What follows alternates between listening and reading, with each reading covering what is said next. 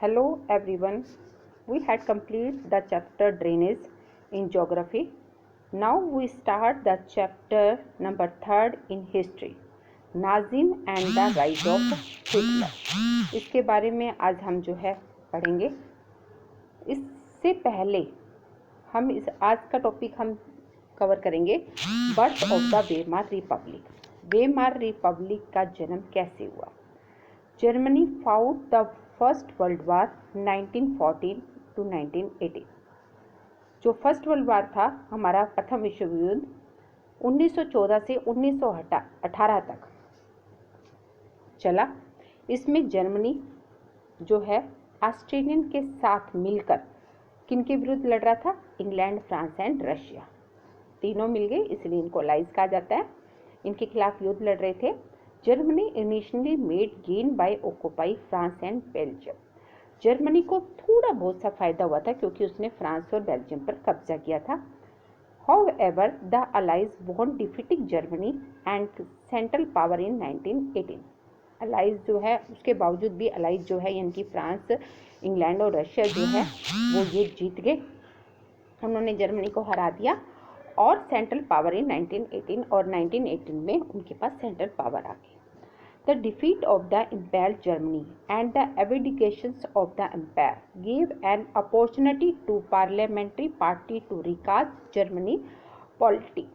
Defeat of मतलब Germany जो है हार चुका था और उस शासक के त्याग की वजह से उसको कुछ जो है एक अवसर, एक मौका मिला कि वो अपनी पार्लियामेंट्री पार्टी को रिकास्ट कर सके।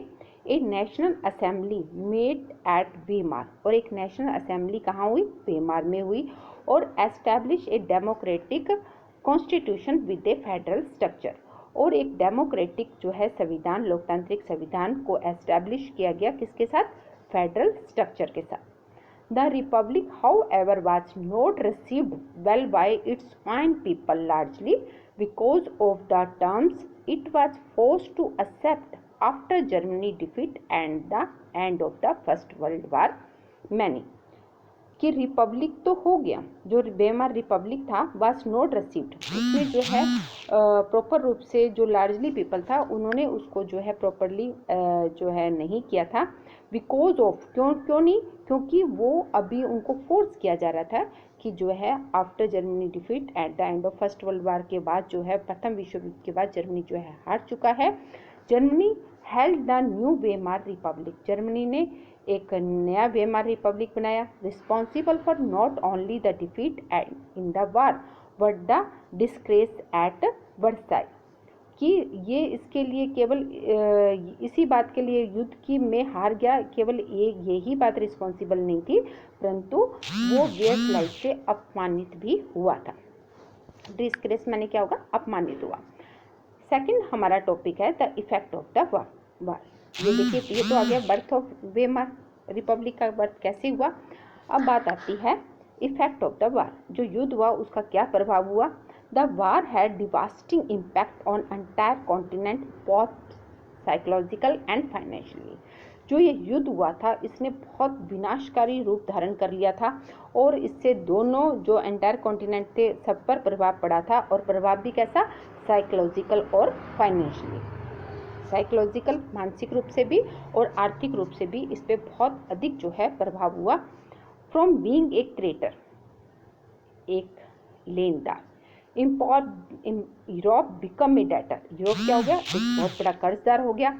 Spotters of the Weimar republic were criticise, जो वेमार रिपब्लिक के स्पॉटर थे उन्होंने उसकी आलोचना की। एंड बिकम इजी टारगेट, और बहुत आसान हो गया टारगेट बनाना किनको, कंजर्वेटिव नेशनल सर्कल को। कंजर्वेटिव में आपको चैप्टर में बता चुकी हूँ कि 3 प्रकार के लिबरल, रेडिकल और कंजर्वेटिव जो है 3 इसमें डिवाइड किए गए थे, 3 तरह के आइडियाज़ वाले। इन लोगों को जो है कंजर्वेटिव आइडियाज़ वाले लोगों को जो है इजीली इनको टारगेट किया गया, इन पे अटैक किया गया। Soldiers came to be placed above civilian, जो सैनिक थे वो जगह जगह जो है सिविलियन के रूप में प्लेस हो गए।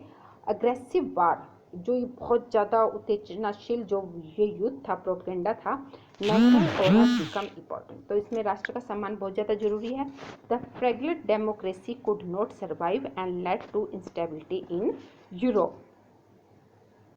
द फ्रिगलिंग डेमोक्रेसी, जो नाजुक जो लोकतंत्र बना था, कुड नॉट सर्वाइव, वो ज़्यादा दिन तक नहीं चला, and led to instability in Europe, और उससे क्या हुआ, यूरोप के अंदर इंस्टेबिलिटी यानी कि अस्थिरता आ गई। ओके, तो आज की आपके 3 ही टॉपिक है। First, birth of Weimar Republic, Weimar Republic का उदय कैसे हुआ, जो फर्स्ट वर्ल्ड वार हुई थी उसका इफेक्ट क्या हुआ। Okay, effect of the war, ये 2 टॉपिक है आपके कि वेमार रिपब्लिक का बर्थ कैसे हुआ, उदय कैसे हुआ, और जो प्रथम विश्व युद्ध हुआ था उसका जो है प्रभाव किस तरीके से पड़ा। तो यूरोप पर इसका पूरा प्रभाव पड़ा, एक बहुत बड़ा देनदार बन गया यानी कि कर्जदार बन गया, और जो है जो डेमोक्रेसी कॉन्स्टिट्यूशन एस्टेब्लिश किया गया था परंतु वो बहुत कमज़ोर था, और जिसकी वजह से यूरोप के अंदर जो है इंस्टेबिलिटी, अस्थिरता आ गई। ओके, तो ये 2 टॉपिक है, आप इसको ध्यान से सुने, उसके बाद ये दोनों टॉपिक जो है आप अपने रजिस्टर में नोट करें।